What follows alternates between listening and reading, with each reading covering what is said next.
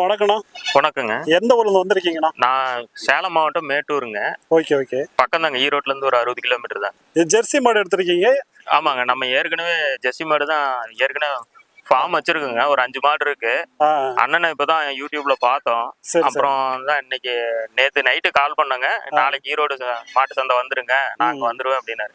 அப்புறம் வந்து நல்ல மாடாவே பிடிச்சி கொடுத்துட்டாருங்க. சரி சரி. வீட்டுல இருக்கிறதெல்லாம் எப்படி, ஹெச்எப்பா ஜெர்சியா? ஜெர்சி தாங்க, எல்லாமே ஜெர்சி தான். எல்லாமே ஜெர்சி ஃபார்ம் டைப். ஆமா. Okay okay. என்ன ரீசன் ஜெர்சி எடுத்திருக்கீங்க? ஜெர்சி கொஞ்சம் கறவை, நம்ம சேலம் மாவட்ட கிளைமேட்டுக்கு அது கொஞ்சம் தாங்குங்க. வெள்ளை கருப்பு நம்ம இன்னும் ஹெச்எஃப்னு நம்ம ட்ரை பண்ணல. இருந்தாலும் இன்னும் ஒரு 2 வாரத்துல அண்ணங்கிட்டே திரும்பி வரேன்னு சொல்லி பேசியிருக்கேன். அவர் ஜெர்சி ஃபார்ம் டைப்லயே போனாருங்க. நீங்க எங்கிட்ட கருப்பு எல்லாம் எடுத்து பாருங்க. ஏன்னா நீங்க ஒரு ஃபார்ம் ரன் பண்றீங்க. ஜெர்சியோட குவாலிஃபிகேஷன் பார்த்தோன்னா ஃபால் வரும், ஃபேட்டஸ்னா போறோம், சென பிடிக்கிற தன்மை நல்லா இருக்குங்க. ஆனா ஒரு ஃபார்ம் டைப்ல லெவல்ல கொண்டு போறோம், லாப வயசுல கொஞ்சம் கம்மியா வருங்க. இருந்தாலும் ஹெச்எஃப்ல கொண்டு போகிறப்ப என்னன்னா லாங் டைம் கறவை வருங்க. ஹெச்எஃப் லாங் டைம் கறவை வருங்க. அதாவது கண்ணு போட்டதுல இருந்து உங்களுக்கு ஒரு 10 மாசம் நல்ல கறவை இருக்கு. அதுக்கப்புறம் தான் கொஞ்சம் கொஞ்சமா படிப்படியா தான் குறையுங்க. தபான குறை. ஜெர்சி பொறுத்த வரைக்கும் ஒரு 6 மாசம் தான் கறவை இருக்கு, அதுக்கு படிப்படியா குறைஞ்சிருங்க. ஆனா ஜெர்சிக்கு உண்டான குவாலிஃபிகேஷன் என்னன்னா ஃபேட்ல எஸ்என்எஃப் எல்லாம் வருங்க. இருந்தாலும் சென பிடிக்கிற தன்மை நல்லா இருக்குங்க. அது இல்லாம பாத்தீங்கன்னா உங்களுக்கு மேய்ச்சல் டைப்பான மாடுங்க ஜெர்சி. ஆனா ஹெச்எஃப் பொறுத்த வரைக்கும் ஃபார்ம் டைப்பான மாடுங்க, ஷெட்டுக்குள்ள கட்டி அந்த மாதிரி போறதுங்க. அப்படி என்னால பண்ண முடியாது சொன்னாரு. இருந்தாலும் உங்க ஃபார்ம் டைப் தகுந்த மாதிரியே நான் ஹெச்எஃப்ல எடுத்து கொடுக்குறேன்.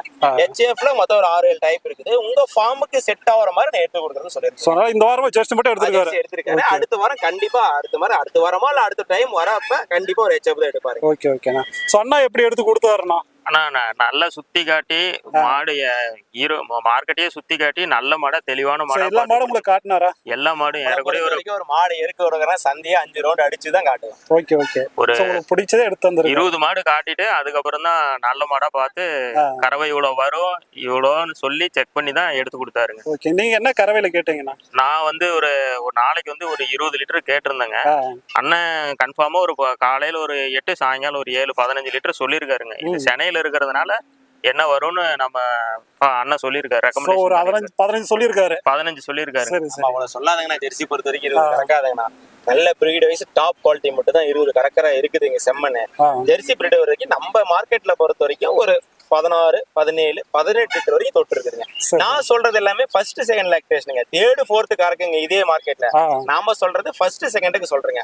ஆனா இந்த கண்ணு 3rd போறப்ப கண்டிப்பா கறக்கும். ஓகே. இப்போ இது என்ன சொன்னீங்க? இது செகண்ட் லாக்டேஷன். இந்த மாதிரி பிரீடு உங்களுக்கு கிடைக்காதுங்க. ஜெர்சில நீங்க எத்தனை மாடு எடுத்துருப்பீங்க, இந்த மாதிரி புட்டட்டு மூஞ்சி உங்களுக்கு பிரீடு நீங்க தேடினாலும் கிடைக்காதுங்க. அவ்வளவு ரேருங்க, இங்கே ரேருங்க.